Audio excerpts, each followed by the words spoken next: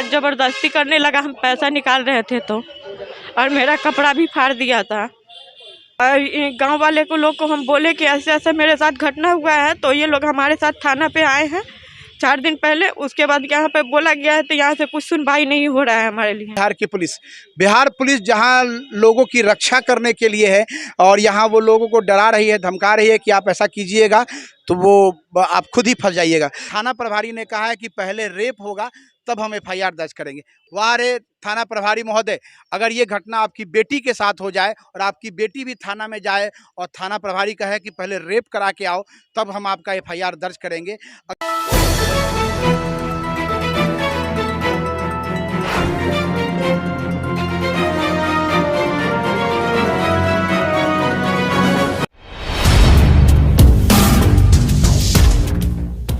नमस्कार, आप देख रहे हैं नया बिहार न्यूज़। मैं अमित विक्रम। बिहार में लगातार महिलाओं का उत्पीड़न हो रहा है, महिलाओं की इज्जत खतरे में है, महिला सुरक्षा जो है वो ताक पर चली गई है। एक तरफ सरकार दावा करती है कि हम महिलाओं को अधिकार दे रहे हैं, महिलाओं के लिए सुरक्षित समाज बना रहे हैं, और दूसरी तरफ महिलाओं की इज्जत तार तार हो रही है। और महिलाओं की इज्जत जब तार तार होती है और महिला थाना में जाती है अपने शिकायत को लेकर, अपने थाना प्रभारी को कहती है कि मेरे इज्जत के साथ खिलवाड़ किया गया है, लेकिन थाना प्रभारी जो है वो कान में तेल डालकर सोए रहते हैं, कोई सख्त कार्रवाई नहीं करते हैं। मामला है मुजफ्फरपुर के सरैया प्रखंड का। जी हाँ, मुजफ्फरपुर के सरैया प्रखंड के सरैया थाना क्षेत्र के अंदर एक महिला के साथ छेड़छाड़ हुई है, कपड़े फाड़ दिए गए हैं, उत्पीड़न करने की कोशिश की गई है, महिला की इज्जत को तार तार करने की कोशिश की गई है। लेकिन महिला 4 दिन से थाना में दौड़ रही है कि मेरी इज्जत को तार तार करने की कोशिश की गई है।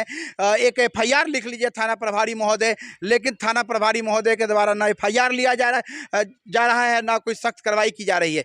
आखिरकार बिहार में महिलाएं कैसे सुरक्षित रहेंगी? बड़ा प्रश्न है कि महिलाएं कैसे सुरक्षित रहेंगी।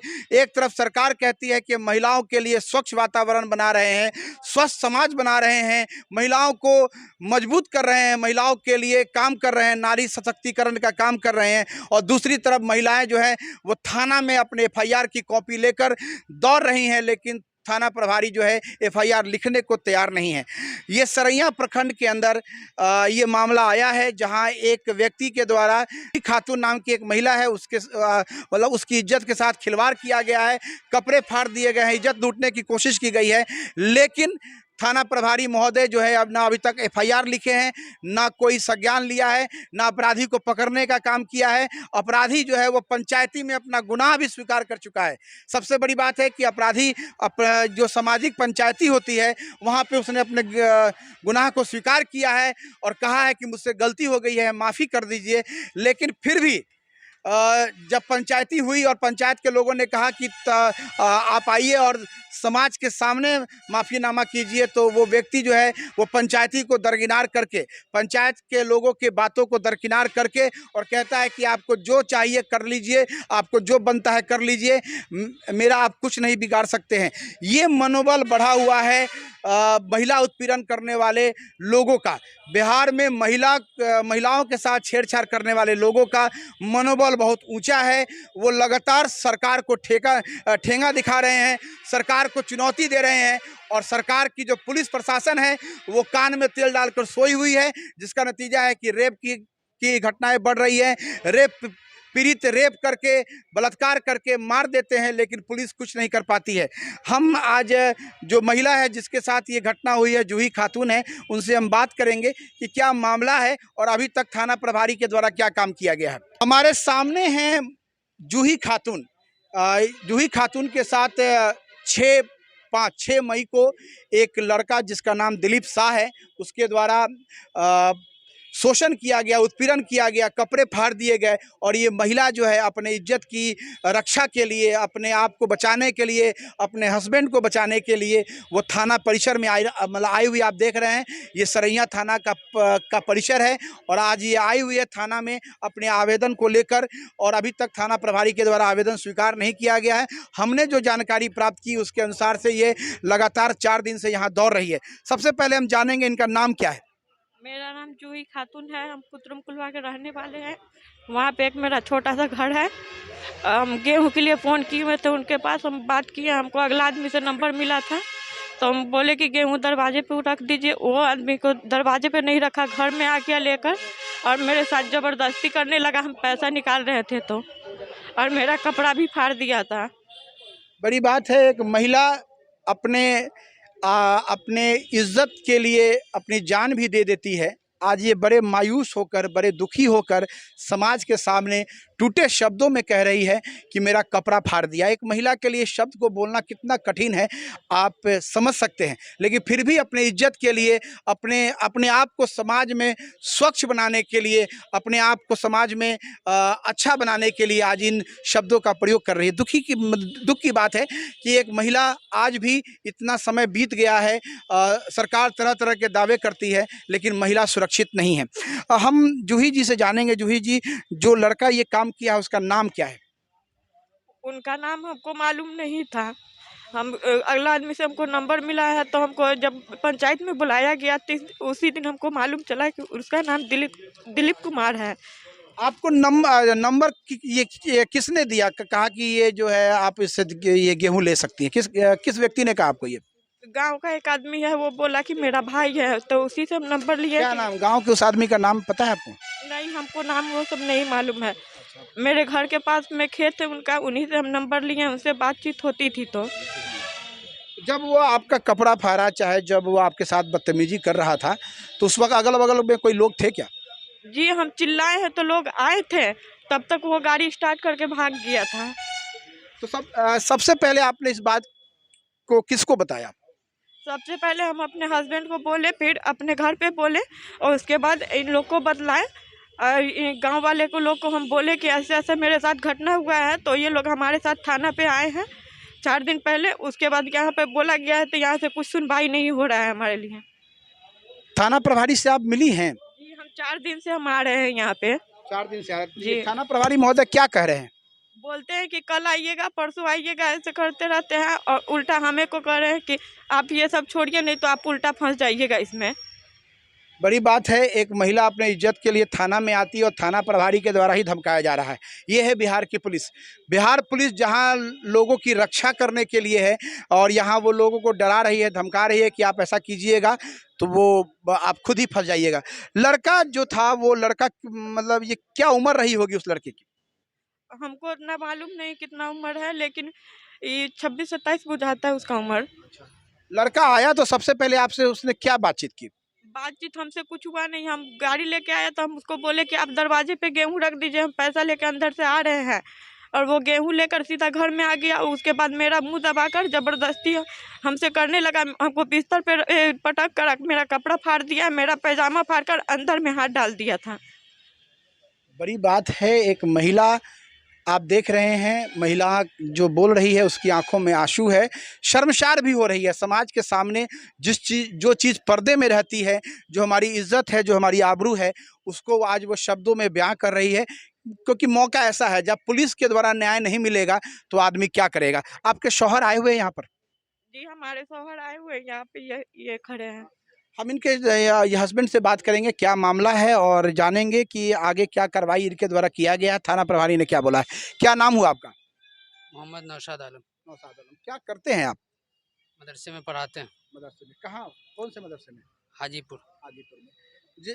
जिस दिन की ये घटना हुई उस दिन आप कहाँ थे? हम मदरसे में गए थे। मदरसे में गए थे। तो आपको जानकारी कैसे मिली? ये घटना 12:30 बजे हुई दिन में। जी हाँ। तो हमारी वाइफ जो है बोली कि से दिलीप कुमार आया गेहूं लेकर 50 किलो। तो उनको हमने बोले कि तेल सहित पैसा जो होगा और रेट होगा वो आपको मिल जाएगा, दरवाजे पर पहुंचा दीजिए। वो दरवाजे पर दिलीप कुमार पहुंचाने गया तो हमारी परिवार बोली कि दरवाजे पर गेहूं रखिए, लेकिन वो पैसा निकालने गई बक्सा खोलकर परिवार, तो वो पीछे से अंदर घुस गया और उनके साथ गलत व्यवहार करने की कोशिश की। आपको जानकारी इन्होंने कैसे दिया? जब आप घर पे आए तब दिया या टेलीफोन से? ये दिलीप कुमार यानी घर से बाहर निकला, शोर हंगामा हुआ, आदमी इकट्ठा जमा हुआ, तो वो मोटरसाइकिल स्टार्ट कर बाहर निकला। तो हमारी परिवार जो है मोबाइल के ज़रिए ये खबर दी।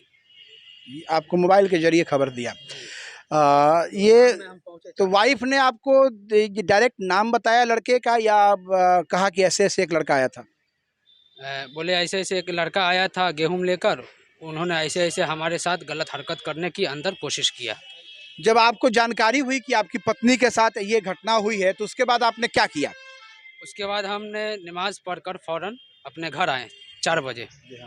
आने के बाद गांव में समाज में इकट्ठा किए। उसके बाद जो है का उस लड़का को बुलाया गया पंच में, तो उन्होंने गुनाह को कबूल किया। कबूल करने के बाद फिर उनको डेट दिया गया फला तारीख को कि बिहान होकर पंचायती है, समाज को बैठाया जाएगा, उस डेट में 10 बजे तुमको हाजिर होना है उसमें। जब पंच लोग, सरपंच और मुखिया जब बैठे और उन लड़का को बुलाहट हुआ, आवाज़ दिया गया, कॉल लगाया गया 10 मरतबा, लेकिन वो कॉल को रिसीव नहीं किया। एक बार हम जब कॉल किए थे तो वो रिसीव किया, बोला कि हम आ रहे हैं 10 मिनट में, लेकिन फिर मुखिया और सरपंच लगाया तो फिर कॉल को रिसीव नहीं किया। तो उसके बाद जो है पंचनामा बन गया। पंचनामा बनने के बाद वो गवाही के साथ जो है का थाना में पेश कर दिया गया, कागज़ को लगा दिया गया। नहीं, जैसे पंचनामा जब हुआ, जब पंचायती हुई, तो उस स्थिति, उस समय लड़के का व्यवहार कैसा था? उसने, आपने कहा है कि उसने अपने गुनाह को कबूल किया, यानी पंचनामा में वो लड़का हाजिर नहीं हुआ। पंचनामा में नहीं हुआ हाजिर, यानी दूसरे दिन नहीं, जो तो फिर उसने अपने गुनाह को कैसे कबूल किया? अब उसने अपनी गलती कैसे मानी? 20 आदमी गांव का समाज जो है 20 आदमी बैठे, तो उसमें वो लड़का को बुलाया गया, तो उस दिन आया। फिर दिन तारीख यानी तारीख पड़ा कि फला दिन डेट रखा जा रहा है पंच का, कुछ लोग परवीन रहेंगे, कुछ मुसलमान रहेंगे, इकट्ठा होगा और उसमें तुमको आना है। तो उन्होंने यह तारीख कबूल किया। कबूल करने के बाद जो पंच बैठा गया तो उसमें सरपंच और मुखिया कॉल लगाया, तो वो लड़का रिसीव नहीं किया, वो नहीं आया। तो पंच लोग जो है कागज़ को बनाकर उसको दस्तखत के साथ जो है वो थाना में पेश कर दिया गया। जी, उसके बाद जो है थाना जो है का इसके लिए कोई एक्शन नहीं लिया अभी तक। बड़ी बात है। हस्बैंड हैं, इन्होंने कहा है कि हमने पंचायती भी हुई, उसमें उसने स्वीकार किया, लेकिन जब फाइनल पंचायती का समय आया तो लड़का उपस्थित नहीं हुआ और ये आवेदन लेकर थाना में पहुंचे और थाना के द्वारा अभी तक आवेदन स्वीकार नहीं किया गया है। कुछ और बातें हम करेंगे जूही खातून जी से। जूही खातून जी से हम जानेंगे, जूही जी, घटना जिस दिन हुई वो समय क्या था और आप क्या कर रही थी? 12:30 हो रहा था, हम बैठे हुए थे, वो गेहूं लेके आया था तो हम उसको बोले रख देने के लिए बाहर, और पैसा हम लेके आ रहे हैं। वो पीछे से आया, हमको बिस्तर पे पटक दिया, कपड़ा उपड़ा फाड़ दिया। उसके बाद उसका मुंह भी बहुत महक रहा था। और क्या वो शराब पिए हुआ था? उसके मुंह से जो बदबू आ रही थी वो किस चीज़ की आ रही थी? शराब की ही बदबू आ रही थी, बहुत ही गंदी स्मेल आ रही थी उसके मुंह से। आज जब हम चिल्लाना चाहे तो वो मेरा मुंह दबा दिया था। मुंह दबा दिया और फिर क्या किया उसने? मतलब उसने बोला कि आप कुछ कीजिएगा, हल्ला कीजिएगा तो हम आपके हस्बैंड को मार देंगे, आपको मार देंगे, मेरा 2 बच्चा है उसको भी मारने का धमकी दिया। बड़ी बात है, एक माँ हैं, जूही खातून माँ भी हैं, और जब बच्चे की बात आती है, हस्बैंड की बात आती है, तो निश्चित तौर पे औरत कमज़ोर पड़ जाती है। और इसी का फ़ायदा जो है वो दुराचारी लोग, जो लोग हैं जो महिलाओं पे बुरी नज़र रखते हैं, वो लोग इसका फ़ायदा उठाते हैं। और इसी का ये ताज़ा मामला है मुजफ्फरपुर के सरैया प्रखंड के सरैया थाना का। ये मामला है सरैया प्रखंड के सरैया थाना का, चक इब्राहिम पंचायत है, उतरमपुर कोल्हुआ है, और वहाँ ये घटना घटी है। जूही खातून अभी थाना परिसर में है। थाना प्रभारी को आवेदन भी लिखा हुआ है, आवेदन लेकर आई हुई हैं। अब देखते हैं सरैया थाना के जो प्रभारी महोदय हैं वो इस एफआईआर को स्वीकार करते हैं कि नहीं करते हैं। कहीं ना कहीं देश में ये महिलाओं के साथ जो उत्पीड़न होता है, महिलाओं को अभी तक न्याय नहीं मिल पाया है। बलात्कार की घटनाएं हुई हैं और जो बलात्कारी है वो खुलेआम घूमते हैं, फांसी नहीं होती है। जो महिलाओं के साथ छेड़छाड़ करते हैं उनकी धरपकड़ नहीं होती है, उनको सज़ा नहीं मिलती है, जिससे समाज में अपराधियों का मनोबल ऊंचा हो गया है। और अपराधी खुलेआम जहां महिला अकेली पाते हैं, जहां महिलाएं अकेली रहती हैं, जहां और हस्बैंड काम पे जाते हैं, वहां इस तरह की घटनाएं हो जाती हैं। अक्सर हम देखते हैं कि खेतों में भी ये घटना होती है, और जहां महिला अकेले हैं वहां इस तरह की घटना होती है। जो लोग हैं इस तरह के फिराक में रहते हैं, लेकिन इसका एक उपाय है, अगर चाहें तो एक उपाय है। वो है पुलिस प्रशासन अगर सख्ती बरते। जब भी कोई एफआईआर आता है, जब भी इस तरह की कोई शिकायत आती है, तो जो संदिग्ध व्यक्ति है जिसके नाम की चर्चा हुई है उसको अविलंब गिरफ्तार करके उसको सजा देने का काम किया जाए। चाहे समाज में उसके बारे में पूछताछ की जाए कि वो व्यक्ति किस प्रकार का है, ताकि ना निर्दोष फंसे लेकिन जो दोषी है उसको कम से कम सजा मिले, ताकि डर का माहौल बने, भय का माहौल बने, और जो दुराचारी हैं, जो इस तरह का काम करना चाहते हैं या करते हैं, उनको डर समाए कि नहीं अगर हम करेंगे तो पुलिस हमको छोड़ेगी नहीं। बड़ी बात है। थाना में सभी लोग आए हैं, कुछ ग्रामीण लोग से भी हम बात करेंगे। क्या मतलब ये चाचा जी, जब आपको मामले की जानकारी हुई तो आप लोगों ने क्या किया?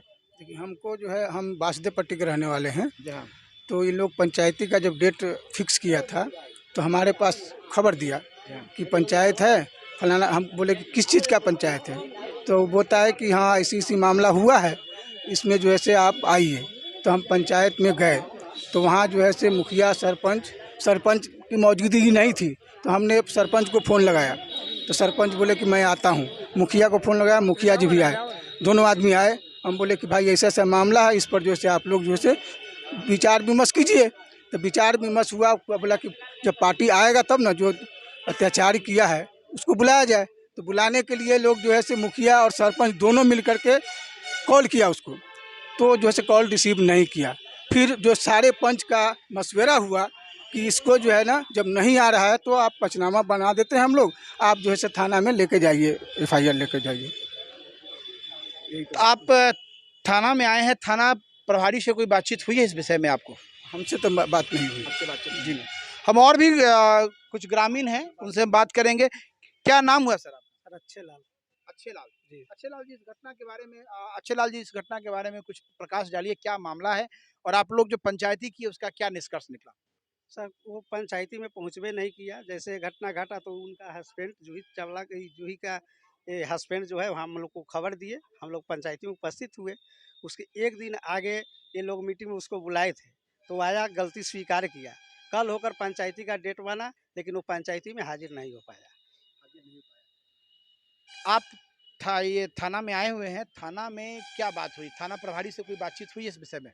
अभी सर फ़ोन पर बात हुई है, तो थाना प्रभारी बोले हैं कि ये दारू का केस हटाकर लिखिए आवेदन। दारू का मामला डाल जी। बड़ी बात है। थाना प्रभारी जी के द्वारा कहा गया है कि दारू का मामला हटा दीजिए, तब हम आपको एफआईआर स्वीकार करेंगे। बड़ी बात है। आवेदन में दारू का मामला दिया हुआ है कि लड़का दारू पीकर और जो है बलात्कार करने की कोशिश किया। और भी हमारे सामने एक ग्रामीण है, उनसे हम बात करेंगे। क्या नाम है आपका? मेरा मंजय यादव नाम होगा। मंजय यादव जी। जी। मंजय जी, इस घटना के बारे में कुछ बताइए। इस घटना में जैसे कि हम घर पे नहीं थे, घर से बाहर निकले हुए थे, तो एक हमारे मित्र ही फ़ोन किए कि कहाँ हैं, ऐसे ऐसे घटना कुतरुम कोल्हुआ में हो गया है। जैसे कि मेरा घर अबूचक में है, कुतरुम कोल्हुआ में ऐसे ऐसे घटना हो गया है। तो हम वहाँ से आए तो ये लोग बहुत डरे हुए थे, भावुक हो गए थे, पूरा डरे हुए थे। इनका समाज भी डरा हुआ था, ताकि मुस्लिम के तादाद जो है कि वहाँ पे कम है, हिंदू की जनसंख्या ज़्यादा है, लेकिन हम भी ज़्यादा हैं, हिंदू है। हम लोग इनका सपोर्ट किए और इन लोगों को बताएं कि आप लोग शांति बनाए रखिए, इसका मामला जो है इसका निर्णय होगा समाज में। तो समाज में कल भेला, वो दिलीप कुमार को बुलाया गया, 10-20 आदमी हम लोग बैठ के बुलाए, वहाँ पे हम भी मौजूद थे। वहाँ पर जब बुलाए तो उसने आया और बोला कि हाँ बताइए। तो उसने बोला कि हाँ हम तो गलती किए हैं, ऐसे ऐसे हम चुम्मा मांगे और गए, तो हाथ पकड़ के चुम्मा चाटी करने लगे, तो वो हमरा विरोध कर दी थी, और आदमी मुँह जैसे गलती अपना जो है पूरा गलती को स्वीकार किया। और तो 8/5 को पंचायती का डेट रखा गया रामश्रेष्ठ राय के लिचवानी में। तो वहाँ पर कहा था कि हम आएंगे, लेकिन वहाँ पर वो नहीं आया वहाँ पर। तो वो आवेदन लेकर के हम लोग थाना में आए, लेकिन थाना प्रभारी रोज़ आज कल करते हैं और कहते हैं कि रेप तो नहीं ना हो गया है, रेप हो जाता तो मामला आगे बढ़ता। और दारू के नशा में धूत जो लिखे हुए हैं आवेदन में, उसको काट के हटा दीजिए, कहिए कि दारू नहीं पिया था और रेप हो जाता तब कोई मामला बनता है। और इस महिला को बोलते हैं थाना प्रभारी कि अगर इस केस से साइड हो जाओ ना तो उल्टे तुम फंस जाओगी, हम तुमको उल्टे फंसा देंगे। ये सब मामला ठीक नहीं है। अगर अविलंब उसका एफआईआर करके अगर अविलंब गिरफ्तारी नहीं होती है तो हम लोग 1-2 रोज में धरना करने के लिए बाध्य हो जाएंगे और थाना के परिसर में ही धरना प्रदर्शन करेंगे हम लोग, अगर 1 से 2 रोज में अगर उसका गिरफ्तारी नहीं होती है तो। बड़ी बात है, मंजा जी ने बहुत ही स्पष्ट कहकर समाज के आंख को खोलने का काम किया है। सबसे पहले तो मंजा जी को बधाई कि इन्होंने धर्म की भावना से ऊपर उठकर महिला की सुरक्षा के लिए काम करने का काम किया है और उन्होंने कहा है कि हम हिंदू हैं और ये मुस्लिम हैं, लेकिन हम इनकी रक्षा करेंगे। बहुत बड़ी बात है। मंजा जी ने स्पष्ट जो 2-3 बातें कही हैं, उन बातों में सामने आया है कि थाना प्रभारी ने कहा है कि पहले रेप होगा तब हम एफआईआर दर्ज करेंगे। वाह रे बिहार की पुलिस, वाह रे थाना प्रभारी महोदय, अगर ये घटना आपकी बेटी के साथ हो जाए और आपकी बेटी भी थाना में जाए और थाना प्रभारी कहे कि पहले रेप करा के आओ तब हम आपका एफआईआर दर्ज करेंगे।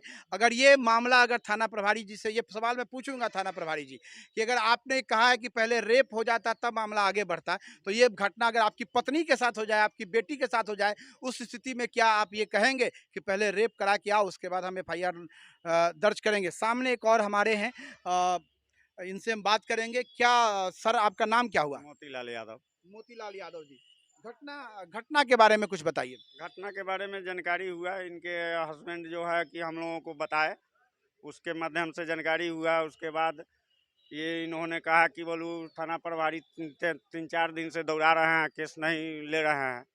तो हम लोग कहें कि चलिए थाना पर चलते हैं। तो अभी वो कहते हैं कि आवेदन बदलिए, आवेदन में ये सब बात नहीं चलेगा, दारू उरू वाला आवेदन बदलिए तो केस लेंगे। और यही बात है, पंचायती में वो गया नहीं। आपसे हम मतलब जानना चाहते हैं यादव जी, अपराधी जो दिलीप शाह है, क्या उसका हिस्ट्री क्या है, उसका इतिहास क्या है? उसका इतिहास गलत है, इतिहास गलत है। वो 2-4 बार और ऐसा मामला में वो आया था। 2-4 मामला ऐसा वो पहले कर चुका है। तो समाज ने उसको कभी पुलिस के हवाले करने का काम किया कि नहीं? समाज तो चाहा पुलिस के हवाले करने के लिए, लेकिन पुलिस जो है इसमें शिथिलता बढ़ती है। हाँ, बड़ी बात है, पुलिस जो सरैया थाना है उसके प्रभारी का चरित्र ही संदिग्ध लग रहा है। किस कारण से वो महिला उत्पीड़न के मामला को दबाना चाह रहे हैं, क्या कारण है, उनका दिलीप शाह से क्या संबंध है जिस कारण से वो कह रहे हैं कि दारू का मामला हटा दीजिए तो हम एफआईआर लिखेंगे, रेप की घटना हो जाएगी, फिर उसके बाद हम आपको एफआईआर लिखेंगे। हमारे सामने उप सरपंच है, पूर्व सरपंच है, संघ अध्यक्ष है, पूर्व सरपंच संघ अध्यक्ष है। क्या शुभ नाम हुआ सर आपका? विजय कुमार यादव। विजय कुमार यादव जी हैं, इनसे हम जानेंगे। विजय जी, ये मामला जो सामने आया है वो कहीं ना कहीं पुलिस की भूमिका बहुत ही संदिग्ध लग रही है और थाना प्रभारी के द्वारा कहा गया है कि जो दारू का जो मामला है, इसमें शराब पीकर मतलब उत्पीड़न करने का जो मामला है, इस मामले को आप लोग हटा दीजिए तब हम आपको एफआईआर लॉन्च करेंगे। और ये भी कहा गया है कि रेप तो नहीं हुआ है, रेप हो जाएगा तो हम आगे इस मामले को और आगे बढ़ाएंगे। तो क्या कहना है, आप पूर्व सरपंच संघ के अध्यक्ष हैं सरैया के, आप लोग तो जनप्रतिनिधि हैं, कम से कम इस मामले में तो आप लोग को खुलकर सामने आना चाहिए था। हम लोग देखें कि ये जानकारी हमको प्राप्त हुई ग्रामीण जनता के द्वारा, उसमें यह लड़का जो है पूर्व से भी कई कांड कर चुका है समाज में, तो उस समाज के द्वारा उसको कुछ निपटारा किया गया। और यह लड़का जो इतना मनोबल बढ़ा हुआ है कि अगर महिला नहीं बचती तो उसकी प्रतिष्ठा लूटी जाती। और पंचायती में वर्तमान सरपंच, 2-3 सरपंच, वर्तमान मुखिया सब लोग जुटे हुए थे, लेकिन वो नहीं आ पाया। पंचायती का दरकिनार सामाजिक बहिष्कार क्यों नहीं, उसके परिवार का, उसके आप तो देखिए ग्रामीण स्तर पे तो समाज इतना मजबूत है कि अगर चाह दे किसी मतलब व्यक्ति को सजा देना तो सामाजिक तंत्र में उसको सजा दे सकता है। उसका सामाजिक बहिष्कार होना चाहिए था। अब समाज के द्वारा उसका बहिष्कार किया जा रहा है, 2 बार किया गया है। उसका जो जन्म वितरण प्रणाली के द्वारा अवैध कमाई उसका है, वो पैसा उसके पास मोटा रकम है, पैसा के बल पर चाहता है कि किसी का प्रतिष्ठा तार तार करे। बड़ी बात है, आपको विजय यादव जी ने स्पष्ट कहा है कि पैसे का खेल चल रहा है। लगता है थाना प्रभारी जी को भी कुछ पैसे का नहीं नहीं नहीं नहीं नहीं देखिए, टिप्पणी नहीं कर सकते, लेकिन जो परिस्थितियां बन रही है, देखिए हम आंख बंद करने से अंधेरा नहीं होता और आंख खोल देने से भी आपको उजाला नहीं होता। वही हाल है, अगर थाना प्रभारी चाहते तो एट ए टाइम उस अपराधी को पकड़कर और उसको जेल में डालते, लेकिन अभी तक ऐसा नहीं किया गया है। 5 दिन हो गए हैं, इस 5 दिनों में अपराधी खुलेआम घूम रहा है। अपराधी शराब पीकर कांड करता है और जान से मार देने की धमकी देता है। ये तमाम बातें सामने आ गई हैं। अपराधी का पूर्व से भी आपराधिक चरित्र है, तो कहीं ना कहीं थाना प्रभारी के द्वारा उसको बचाया जा रहा है, उसके फेवर में काम किया जा रहा है। और थाना प्रभारी जो कह रहे हैं कि दारू का मामला हटा दीजिए, रेप हो जाता तो हम आगे बढ़ाते, तो ये कहीं ना कहीं स्पष्ट है कि थाना प्रभारी महोदय कहीं ना कहीं मिले हुए हैं क्या?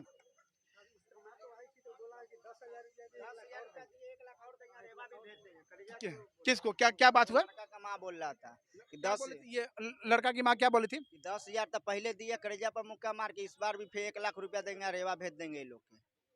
बड़ी बात है। माँ मतलब माँ भी जो है सो रंगदार है क्या? माँ रंगदारे बन रहा है बेटा के साथ में। थाना परिसर में आए कि सारे लोग को हम लोग को बता रहे हैं 10,000 दिए, 1 लाख और देंगे। बाबा देखिए, बड़ी बात है, 1 लाख और देंगे, लेकिन इन लोगों को रेवा भेज देंगे। रेवा मतलब कि शमशान घाट। बड़ी बात है। कहीं ना कहीं थोड़ी हंसी भी आई, क्योंकि जो घटनाक्रम हो रही है उसमें थाना प्रभारी की जो भूमिका है वो संदिग्ध है। थाना प्रभारी चाहते तो इस मामले को अविलंब कार्रवाई करके अपराधियों को पकड़ लेते, लेकिन थाना प्रभारी महोदय के द्वारा ये काम नहीं किया गया। सरैया थाना प्रभारी महोदय अभी संदेह के दायरे में है कि आखिरकार उन्होंने किस कारण से इस मामले को दबाने का काम किया, किस कारण से इस मामले को दबाकर वो अपराधियों को खुलेआम छोड़े हुए हैं और एक महिला की इज्जत को तार तार कर रहे हैं। आज ये महिला डरी हुई है। अगर ये न्याय नहीं मिलेगा तो ये महिला क्या करेगी, ये बड़ा प्रश्न हो सकता है कि ये महिला सामाजिक स्तर पर एक समय ऐसा भी आएगा कि जब महिला को न्याय नहीं मिलेगा तो ये महिला अपना जीवन भी खत्म कर सकती है, क्योंकि महिलाओं के लिए सबसे बड़ी पूंजी उनकी इज्जत होती है। और जब इज्जत ही दांव पर लग जाए तो इस जीवन का क्या मतलब रहेगा। नया बिहार न्यूज़ से मैं अमित विक्रम, सरैया प्रखंड, सरैया थाना।